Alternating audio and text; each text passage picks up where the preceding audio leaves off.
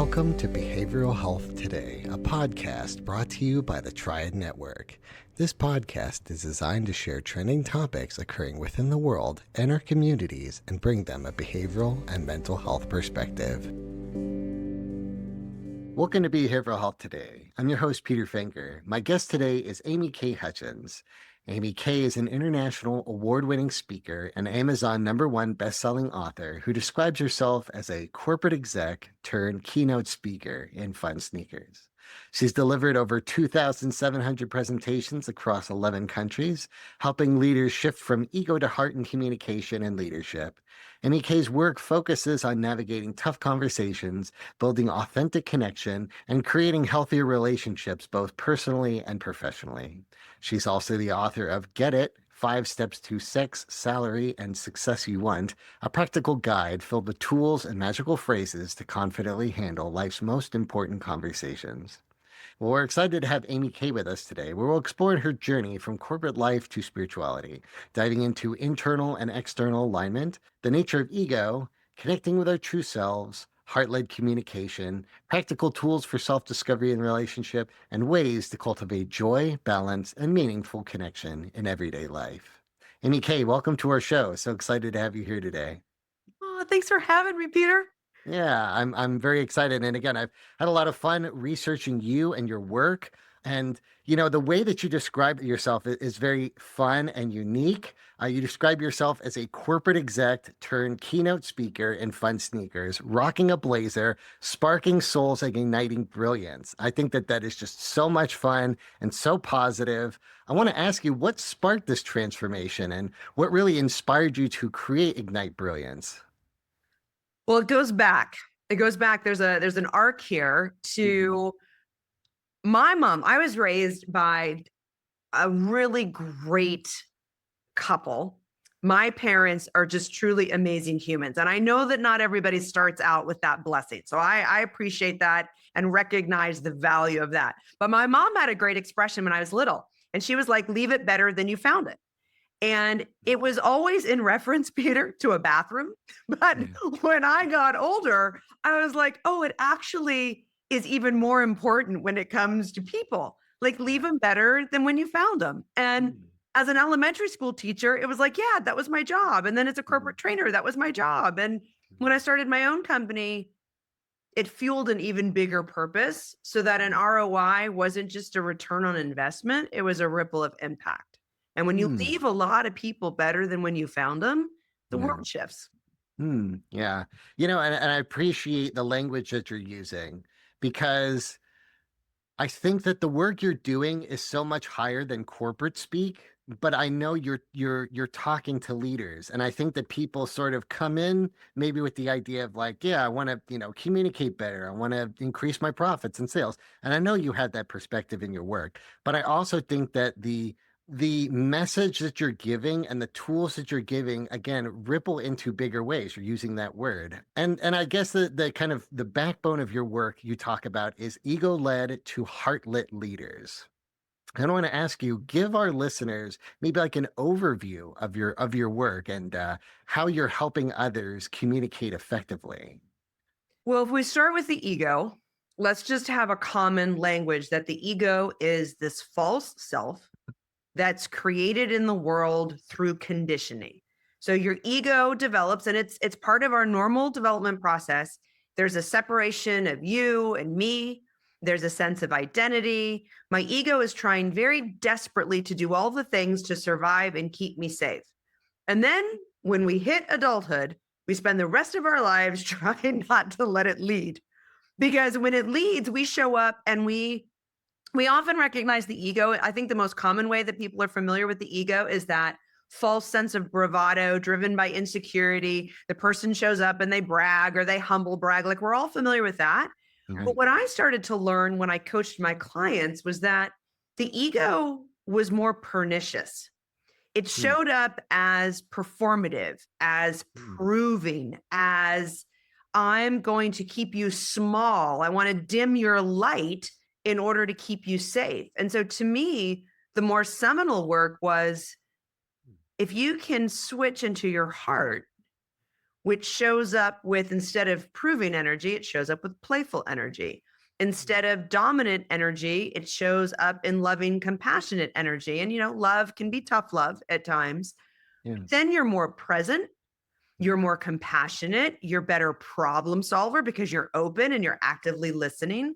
And so to me, it was all about, okay, let's get out of this really conditioned false sense of self into just more love. And that sounds trite until you actually start to be in the practice and you realize everybody benefits, most especially yourself. Yeah. Yeah. You talk about practice. Oh, yeah. And I think the way that you're describing it, I almost understand or heard it explained as almost like showing up authentically. And I know a big concept of yours is really aligning with your true self. And I think that that's all sort of in the same service. You talk a little bit about external and internal alignment. Again, these concepts of true self and authenticity. So I want to ask you, what does that mean to you, and why is it so important that people do this in their everyday? Well, let's start with the why it's so important. Let's Yeah. start there. It causes a ridiculous amount of stress when you are misaligned, like just full Mm, stop. It's your anxiety, it's mild depression, it's a really stressful and anxious and suffering filled way to live your life. And so, what I talk about in terms of alignment is you come into this world as your essential self, this authentic self that is playful and spontaneous. And it's your spark, it's your life force, it's your fuel, it's your prana, it's your chi. We can talk more about that. But it's also at a very practical level, it's your thoughts, it's your emotions. And so when you go out into the world and you have a belief system, but then you say something or you do something externally that isn't aligned with your essential self and your own thoughts and feelings, and then they're out of sync. You're not in congruency. And so it's let's do a real practical example. You love music. You are gifted and talented when it comes to playing instruments and hearing and singing. And you love this. It lights you up. It's this animation inside of you. And then let's just say your grandfather or your grandmother comes to you and says, well, we'll pay for you to go to university, but you're going to have to study business and take over the family business. And then you meet this person and they're 50 years old and they are miserable. And it's not because they aren't a good human. It's because their internal alignment is so out of whack with their external actions in their daily life. right. Yes. Yeah. And, so much of work that I've done on myself, as well as I see other people trying to help others in this space, it really is that rekindling of your true self or your inner child, or this God design that we are given. Again, life kind of comes in and it bangs us up. You talked about ego and how ego wants us to be very performative, and that really gets us out of alignment. Having somebody to kind of come alongside and help you rediscover that play, the stuff that makes us creative and curious in life, it's a gift. And Yeah. when we start to align ourselves in that direction, right things start to happen for us. Do you find that in your clients as well? Oh, 1,000%. So Yeah. this is kind of what lights me up. So Mm, unfortunately, a lot of clients come to me because they're out of sync. They're not mhm, happy. They're not in a great mood. They're exhausted and they're burned out. And so one of the things that I always say is, look, your authentic self is never broken. mm, It's just buried. mm, And we got to unbury it. And it's buried in the noise of the world, the headlines, the expectations, and it really doesn't matter what set of beliefs you have, where in the world that you grow up. Typically, somewhere in the world, somebody's going to say, we need you to conform. And right there, you can kink your energy if it doesn't light you up with that conformity. So I joke, Western society, we appreciate that there are red lights. We appreciate that there are stop signs. It keeps order. We might all disagree a little on whether the yellow light means speed up or slow down, but we appreciate the rules. But not all rules work for our authentic self. mm, And the definitions of success in society. You know, you need to have a title, you need to have the corner office, you need to have a certain amount of money. Well, if that doesn't align with what lights you up, it's kind of really hard to feel Yes. good about yourself in a world that's trying to tell you, well, only these things are considered successful. And so your authentic self gets buried, but it's not broken. And so part of what brings me joy, and it started when I was an elementary school teacher, is if I can just see that little light turn on, and it's not performative, it's about this intrinsic sense of, oh my gosh, I feel good about myself. Like I feel good about what I just created. I feel good about what I just did. And it's not because you're seeking praise and you're people pleasing. It's because literally you showed up as yourself and it felt terrific. And so if I can connect that a little bit to playfulness, I think that playfulness gets a little bit of a bad rap. Mhm. And I think that one of the things that's fascinating is if I ask most people in a random survey, what's the opposite of play? They'll tell me work, Work. right? Yeah. We'll just say work. But I'll say, Peter, the opposite of play is mild depression. Mm. Because we think play is like, oh, I have to go out and do putt-putt or bowling or go to the game. No, play means I'm showing up in an energy, a state of being. You can go to a party and be in a really lousy mood. And so play is not a physical behavior. Play is a state of energetic being. Hmm. Hmm. It's interesting when you sort of describe your alignment in states of energy. I Mhm. think that's very unique. Besides maybe playfulness or playing, are there other signs or feelings that you use to help others understand sort of that state of energy? Yeah. So to me, when I talk about, well, let's go back for a second. So when I Yeah. started all of this a long time ago, if we go back to like the 60s and the 70s, people would talk about energy work and you know, everybody was doing, Hmm. oh, kumbaya, woo-woo, right? Right. Right. And nobody wanted anything to do with it. What's so great about where we are now is the research really proves that everything is vibrating with an energy. So whether you do the magnetic field around a flower, and its actual magnetic frequency is what attracts the bees. I mean, like we have all the research behind this, right? You walk into a room, we all know, you can sense the energy in a room. Is it filled with tension that you could cut with a knife?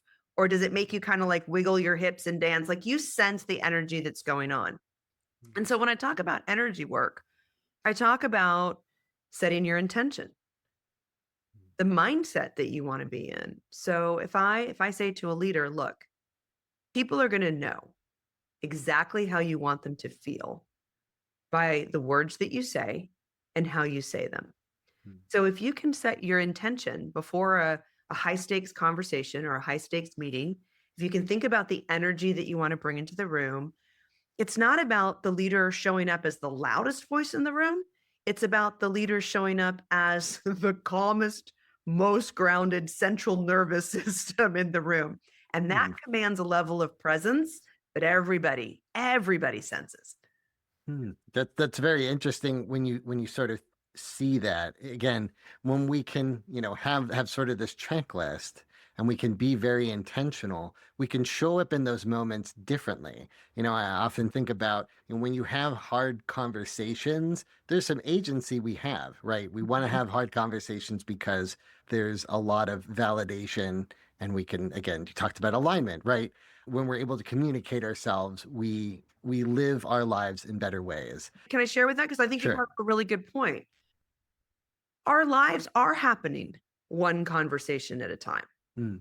And the life that we actually desire, the relationships that we desire in terms of the dynamics inside of them, the connection, the intimacy, our career trajectory, the dynamics that we have with family and friends, if they're all happening at one conversation at a time, then the bigger truth is that all of it happens on the other side of a difficult conversation. And some of the most difficult conversations are the ones that you have with yourself at 3 o'clock in the morning. And Mm. so being able to come back to talking about practical tips and tools, Yeah. breath work. Mm. just breath work alone, taking that, I know it sounds trite, but it works. Taking the chance to say, okay, let me take a deep breath. Let me re-regulate my system. Let me tune into this mind-body connection. I'm feeling anxious or I'm feeling nervous or I've got my fears. And then reminding myself that my thoughts are things. My own thoughts have their own energetic frequency. They influence how I behave. Therefore, what do I attract and what I create? 100% responsible for what you create. Then let me even choose better words for myself because the brain is incredibly sensitive to semantics. Yeah. It's so interesting. You talked a little bit about internal and external alignment. And I almost think of how our body sends us signals, but our brain wants to do something else. And the brain is controlled by ego, right? I'm going to push myself super hard through this meeting, even though I'm feeling tired and my body is feeling tired. So Yep. now I'm feeling really dysregulated. When you add a practice like breath work, you're able to reconnect with your body. That alignment and balance in your body really kind of like comes back together. And again, you talked about the connection of the leader to the rest of everybody else, right? If we can find harmony in ourselves, it can ripple out to others as well. We can be empowered in having those tough conversations because not only can we control how we show up, we also have control over how we can create that space. And I think when you're talking about your energy alignment and how, the leader can be the most calmest one in the room and how that ripples, I think that that's an extension of creating that safe space for everyone else. It is. And I think that what you're allowing people to do is one, pick up on your energy that you're modeling to Mm, show them that, hey, you might even be vulnerable. You can be transparent. I mean, you don't have to start a meeting when you're filled with fear, like I have all the answers.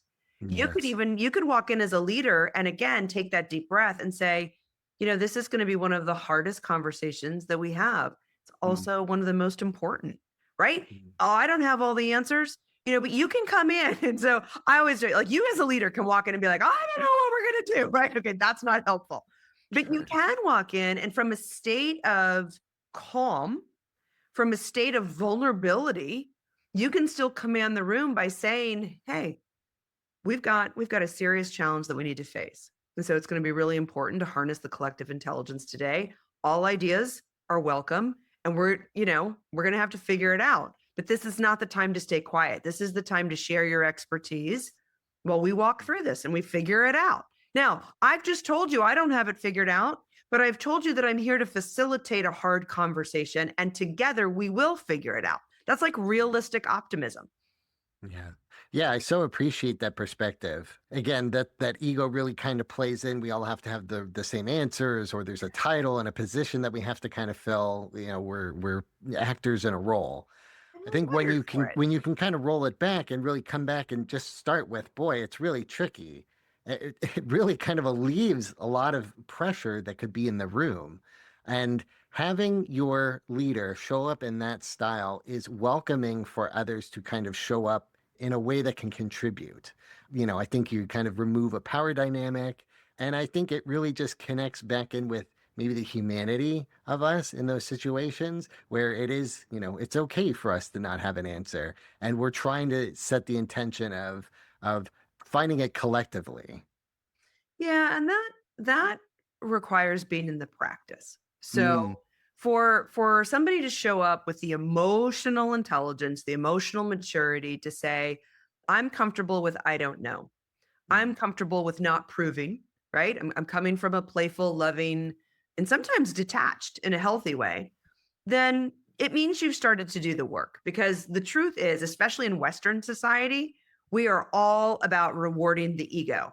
We want you to yes. climb the career ladder. We want you to get the title. We want you to get the car and the house and the 2.5 children, which I've never quite figured out why children are a decimal point. But it's, it's interesting because at my stage of life now, looking back, there are moments when I cringe. And then there are moments in those same moments where I have to give myself grace. And I'll steal a line Mhm. from Elena Brower, who's a wonderful author. She's working on her chaplaincy in Buddhism. And she says, when she looks back and she has to forgive herself for missteps and mistakes, she says, well, that was human. Mm, So when she looks at these things, she says, how human of me. Like, mm, how human of me to take that on, how human of me to react, How human of me to say that thing that was ugly. And so I think that part of my journey has been very similar in looking back with grace and forgiveness for some cringeworthy moments and going, okay, that was rewarded for my ego. I was encouraged to behave that way. And so it's kind of like everybody wakes up in the morning and they're like, I really want to be a better human today. And then you end up being an asshat. And so you're like, okay, so you've got to learn from that. You don't want to repeat that same asshat moment. You'll make another one at some point, but we try to learn as quickly as we can. And here's the truth. You are human. You're going to misstep. You're going to say something that you regret. You're going to do something that you wish you hadn't done. Can you give yourself the grace to be human and then make a commitment to play better going forward? Yeah. Yeah. I think it can be so important to even just come to the conclusion that we're human and it's expected that there's going to be mistakes. Now, then how can we move on from this? You talk a little bit about self-forgiveness and how that plays into effective communication. I want to ask you, what would you advise the first step toward practicing that? The realization that if you are at war internally with yourself, it is very difficult to create peace with people outside of you. So self-forgiveness is this interesting practice where for years, I did all the, write the letter and then burn it, like send it into the world. And, I did all these things, but none of them were as helpful as the self-forgiveness exercise of going back and rewriting the exact same scene, the scenario where you did a misstep or you said something that requires some self-forgiveness, but you write it through the lens of love, as if love is the only emotion that anybody can feel. So let's just say you and I had a conflict 12 years ago, and I still haven't forgiven myself for some of the things that I said to you. If I go back and I rewrite the interaction with you, you can only speak from a place of love, and I can only speak from a place of love. It is one of the most cathartically healing exercises because then you realize, oh, I'm not that person anymore. I'm not, because I literally just rewrote the scene from a conscious choice of love, which means I've learned the lesson. Therefore, my ego doesn't need to keep replaying that story in my head, trying to protect me from doing it again. I've actually proven to my ego and my heart that I have evolved. We'll be right back after a word from our sponsor. Whether you're a longtime or first-time listener to Behavioral Health Today, you're probably familiar with Triad, the company that brings you this podcast. But you may not know that Triad also hosts a community for current and aspiring behavioral and mental health professionals, featuring trending content and education and career resources, all for free. If you are a behavioral or mental health professional, or you're studying to become one, join more than 80,000 people on Triad by claiming your free professional account today. Visit us at hellotriad.com/BHT. That's hellotriad.com/BHT and join the Triad community today.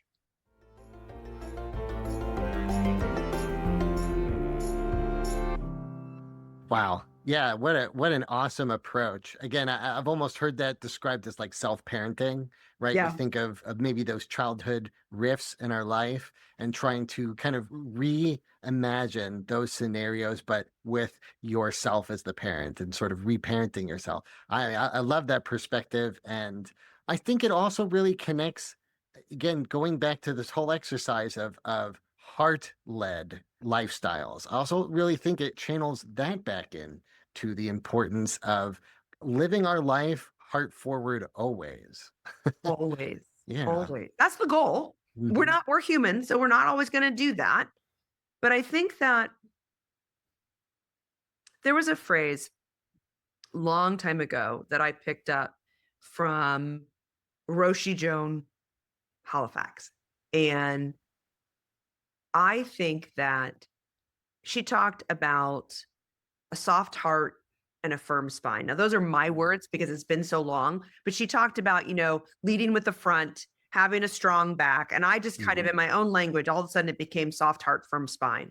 But Roshi Joan talked about the fact that if you lead with heart, you're compassionate, you're curious, you're seeking connection, you're not judging, You're not being harsh, you're not being reactive. You're literally leaning in to say, help me understand, because I want to connect with you. And I want to make sure that whatever light is either dimmed or truncated or out, I'm going to make sure to kind of spark again. Firm spine just means you're not a doormat. It just means you can't walk all over me. I have some boundaries too. But one of the cool things about boundaries is that often boundaries are like, this is all about me. And it's not. Some of the best boundaries are about looking at a boundary. If you lead with your heart, a boundary becomes a bridge that protects the relationship rather than punishing the person. Mm. And I think that that's a big difference. It's like, no, I want you all to leave my house by 8:00 tonight. I love you all, but I want the party to end at 8 because I'm in bed by 8:30 and I don't want to have you here at 10. I become resentful and then I never host a party again. No, boundaries allow me to show up as my best self and have the relationship that I want because I do want to spend time with you. So it's 8:00, out you go, right? Sure. It's just turning it into a practical application. Mm. And the boundaries can be really difficult. I know just even boundaries within a familial system can be difficult as well, especially when relationships with a child is different than relationships as an adult. Mhm. I guess on the other side of that, how would you handle, or what advice might you give for somebody who goes with intention to set boundaries, but the other relationship constantly ignores the boundary? So then there's this kind of give and take where the result is, okay, I have to have a firmer boundary and a Mhm. firmer boundary because those things keep on getting crossed. How might somebody approach that with maybe a little bit more of an open heart? I think it's having the language. And so Mm, many of these conversations we avoid because we're afraid of making things worse, which is mm. realistic, right? You and I Yeah. don't know about today's high school kids, but you and I bet $1 million on this. I didn't get a communication class in high school, and I'm pretty sure you didn't. Not. And then later in life, the communication that we get is all about formal presentations, putting PowerPoints together that look like TED Talks. But nobody says we're going to put you in a class so that you can actually have communication skills for relationship dynamics. Mm. Now, we seek them out now, like we go to therapy, we do our things, we'll do joint therapy. But the truth is, when you have language and that language becomes a part of your DNA, it gets easier and easier and easier. So let's give a couple examples. You're my boss. You come to me and you say, I really need this done by the end of the day. And I'm, without the language, I'm like, okay, Peter, okay. With the language of setting a boundary, I will respond to you absolutely. Sounds like this is a really important priority. I'm happy to get this out to you by 5:00. Here's what I need from you, Peter. I've got 10 more things in my top 5 to-do list from you. Which of these are you cool or comfortable with me deprioritizing so that I can get this new task to you by 5:00? Mm, Now, that's only pushback if I'm snippy in my tone, right? Like you keep asking me Sure. the Right. same Yeah. Yeah. question, if you take that. But if I really take a beat and I lead with my heart is I want to do an excellent job and I want to support you in excellence. But my heart also knows I can't do an excellent job if I'm trying to multitask. I'm going to end up doing a mediocre job on 5 things rather than an excellent job on what's most important to you. Yeah. When I understand the why, I can speak more articulately. Mm, I can have Yeah. the confidence to use my words. And then a personal example is when you need to say no without saying no, here's what it looks like and sounds like. So let's say you ask me to fly to New York with you next week. And I say, oh, Peter, I'm unable to fly to New York with you next week, but here's what I am willing to do. I can schedule a fun trip for us in Q1 or Q2 or Q3 or Q4, whenever it works. So here's what you do. You say, I'm unable to fill in the blank with what they asked you to do, but then offer something else that says, I still care. I Mm. still see you. I still believe in you. I still want to support you. And so I had a real world example with a client last year when she called and she said, look, I've got a bestie. We've been besties for over 30 years, but she's like, she retired and I haven't. And she wants to play all the time and I have to go to work. And she's starting to resent the fact that I keep saying no. And I said, well, stop saying no. And she's like, well, I have to say no. I'm like, no, you actually don't. You get to say, hey, I'm unable to do such and such, but I care so much about you. Here's what I am willing to do. And I said, so show her that you care. Just drop the word no for a little while. You know, again, I think that presents such a fantastic alternative in a sense that in that moment, I think there's a lot of empathy that's being demonstrated in the sense that you're trying to figure out what this person is looking for and where you're setting a boundary to where you're not able to maybe do XYZ, but you're creating an alternative, again, showing that you care, but also taking the time to think about what their needs might be in that moment and really showing up and just, offering a second solution. It doesn't necessarily have to be a black and white thing. I think it colors a different spectrum in that interaction. Let's go real world for a second. Because I know people who are listening are like, AmyK, that's great. But what if they still push back? Like, what if they're a little bit more assertive, a little bit more aggressive? Then I think you have a couple options. So remember, if we go with the soft heart, firm spine, we've done the soft heart thing. I've led to connect. I've led with love. I've led with my heart. And then let's just say you don't. You respond a little bit more from your ego. And so you start to push back a little bit. And if you said something to me like, well, you just don't care about me, or you just don't care about us, take a beat. Because what that person is asking for is to be shown that you care. That's what they're asking for, right? That they matter to you. So you have a couple choices. You can say, hey, you matter to me. And I'm letting you know, like you can have a more firm, like notice my tone, or I can just repeat back. So if you say something kind of egregious, like, well, you just don't care about us, I take a beat and I'll say, I just don't care about us. And they're like, no, I know you care, right? So it's a little bit of that pushback. Or here's another really great magical phrase to come back with. I could say, based on our history and everything that we've been through together, and you knowing how much I actually care, how are you hoping that I respond to that comment? And now what I've done with a gentle tone, not a how are you hoping I respond? It's not snippy. It's a very gentle, heart-lit boundary. Remember, boundaries are bridges when I'm protecting the relationship rather than punishing the person. So I'm building a bridge to say, how do you think I should respond to that? And what you're really saying is, do you hear yourself? Come on now.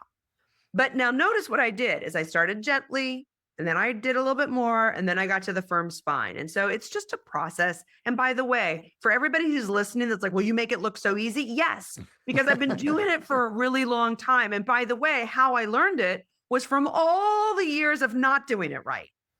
Crossing my arms and being like, what? So, you learn the hard way. Right. Yeah, it can be so easy for us to fall into some of those defensive traps. We're not taught those skills.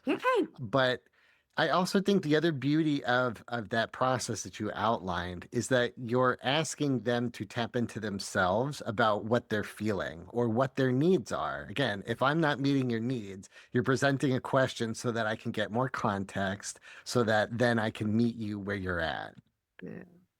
Yeah. It changes everything. It really, and I don't mean that like some trite phrase, like, oh, it changes everything. I mean, like it actually changes everything. Because the minute that you start to get more consciously aware of, oh, I'm going to choose to show up fully present. I'm going to show up to listen. I'm going to show up. And by the way, you don't have to get it right. Like that's the one thing that I realized is I started to feel like, oh, I'm this communications expert. I still put my foot in my mouth all the time. But what I'm better at is quickly amending or more quickly apologizing or resetting. So let's just say I did just say something kind of like, oh, that wasn't what I meant to say. I'm very quick to say, oh my gosh, okay, that was just how human of me, that was a reaction. My response though, what I really want to say is this. Yeah, wow.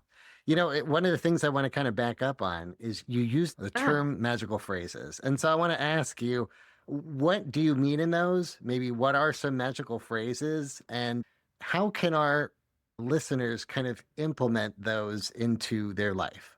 Okay, so I love my magical phrases, and I have hundreds of them, but I have to be very transparent about how I came about acquiring them. For all the moments, the hundreds of moments where I said the wrong thing, or I thought about the perfect response, 6 hours later when it was too late. And so I was not a great communicator when I was younger. And I started to figure out what was the better or the bigger or the bolder thing to say that was just more honest without hurting somebody's feelings, that was more connective rather than separating us, that would reset the energy inside a conversation. And so when I say that there are magical phrases, the magic part is that it can shift the entire tone and tenor of a conversation. And then that shifts the trajectory of where that relationship is going to go. And I have, again, hundreds of examples, but I'll share just a couple of my favorites so that everybody can get a sense of truly how magical they are. So one of my favorites is that when you have to communicate a sensitive emotion, meaning you're upset, you're angry, you're frustrated, you're disappointed, our natural human inclination is to speak in absolutes. Peter, I'm angry. I'm frustrated. We do this at home. We do it at work. And then all of a sudden people are like, okay, batten down the hatches, gird your loins, Peter's coming at me, AmyK is coming at me, right? Because that's all they hear. They hear this absolute of frustration, disappointment, concern. So a magical phrase that I love is a part of me. A part of me is concerned. A part of me is frustrated. A part of me is disappointed. A part of me is angry. But when you say it as a part of me, what that person hears is, oh, then we've got wiggle room for other, less sensitive, more loving, more positive emotions. So at work, it can sound like, hey, a part of me is really concerned about the budget and the time frame. At home, it could be, part of me is really disappointed in this choice that you made if you're talking to a teenager. But you're not saying I'm disappointed. And then where do you go from that? Yeah. Yeah, it really leaves open the rest of the spectrum of emotions. Again, we in the United States don't do a great job of understanding the amount of feelings that we have access to. Sometimes we need a feelings wheel. I think that is a really good phrase in order to open up that there is just this other spectrum of feelings that we can have access to in this moment. Well, I'll speak for myself. I just turned 54. I was raised on mad, sad, and glad. Yes. Right? I mean, you're either mad, you're sad, or you're glad. And I'm like, what about hopeful? And it's like, nope, that's not in our, So I think you just nailed it, Peter. I think that learning how to express yourself, find some of those nuances. And so part of our job as adults is to put yourself in the practice of growth, personal growth. Read a little bit more, listen to a podcast, buy yourself an affirmation deck. You can do all kinds of, go to a yoga class, take breath work, walk in the woods. There's so many ways to get back to hearing your authentic self, to getting back to your heart, to questioning some of the things that we've all been taught that are actually more ego driven than they are heart lit, that causes all this angst and stress. But it's a conscious choice to show up and say, okay, how do I get better at humaning today? It's really interesting as we have discussed so many themes. So much of what you're talking about really kind of connects back into recognizing that we're human, that there's universality in that, and that everybody is sort of worth value. And I want to ask you, what sort of work did you do on yourself to really cultivate this mindset and perspective that you have today? Do we have 5 hours, Peter? It's interesting. I think that part of it starts, and I think this is really important. Part of it starts with giving credit where credit is due. Mm. And I had amazing parents. And I had, unlike a lot of people, I also had some really strong teachers growing up that gave me an intrinsic sense of self-worth. But I also had self-doubt and low self-esteem. And despite as how I present today, there was a moment when I was very comfortable on stage and very uncomfortable having conversations with my peers pretty much from age 5 to like 25. And so you do the work. And I got exposed early on to some extraordinary thought leaders. I had access to Shakti Gawain, like in early, 70s days. And I got a chance to read the Wayne Dyers of the world and the Louise Hayes and to do the Stephen Covey. And you just keep feeding yourself. And so part of the work that I've done is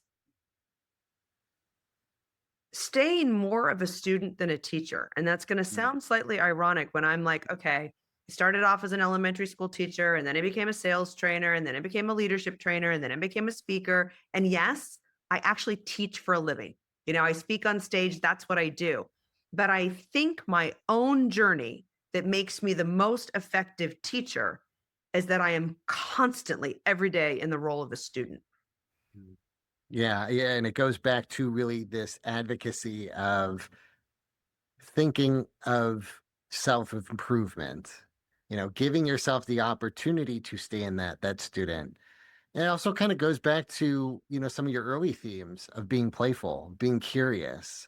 Yeah. I think that having maybe that mindset of being a student kind of helps us cultivate some of those creativity skills that we might not always have access to when, work is tough or we're having to go through some of the humbug stuff in life. I think that having access to some of those tools or even just cultivating space in your life for self-growth, for creativity, just gives a contrast or balance to some of the other stuff. Again, it's kind of your pursuit of happiness and this focus on energy and your suggestion of balancing. I want to ask you, like, what would you suggest to folks today, maybe in a practical way of finding their own balance? Okay, so I'm going to sound a little provocative and a little controversial in this. So I think the more you pursue happiness, the more unhappy that you get. Mm, I think the more that you pursue balance, the more out of whack things get. So I have a stance of, first of all, we are human. So there are days that are just plain old hard. Can we just be honest? There's just days that are hard.